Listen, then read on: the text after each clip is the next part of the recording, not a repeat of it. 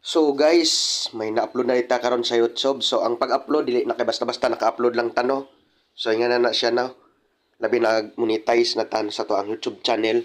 So ato ni siya pinduton ni sa ibabaw kaning primero kaning naka-off pa ihang monetization ning 14 rock version. So ato siya sa pinduton. Di sa kay basta-basta naka-post ka mao na. So napatay check dre. So ang iyang tag sa to na na-edit daan. So sa iyang recording date dapat butangan to na siya dayon. Okay, dapat ka na siya kung sa iyang kategory. Kung music sa related, dapat music na maibutang dra, no? Kung music na siya. So, sa itong pag-upload, ani naapa ni siya, laing kuri-kurion. So, dapat mabutang tag end screen. End screen gani. So, nagana sa kapilian kung ka-playlist bang kan. So, ato ganing video. Ito nabutang. So, nga ito ibutang nga video, ani.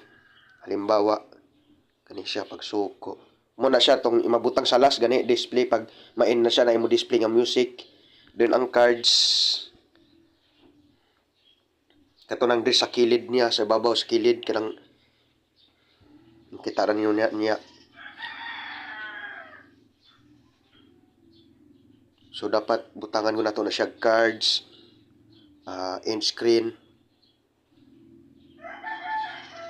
O dapat ato ang video naka siya ni tawag ani.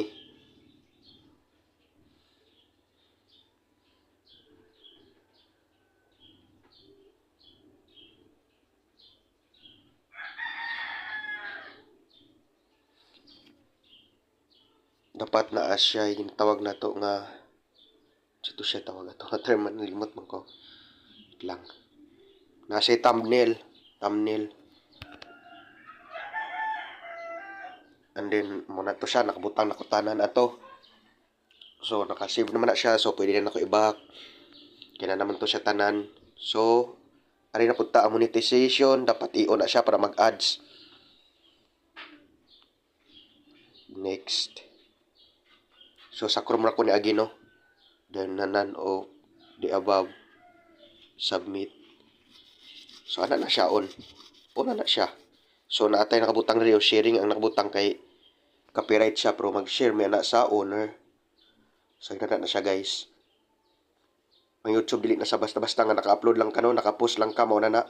Di na siya mag-earn kung wala kay mga ana.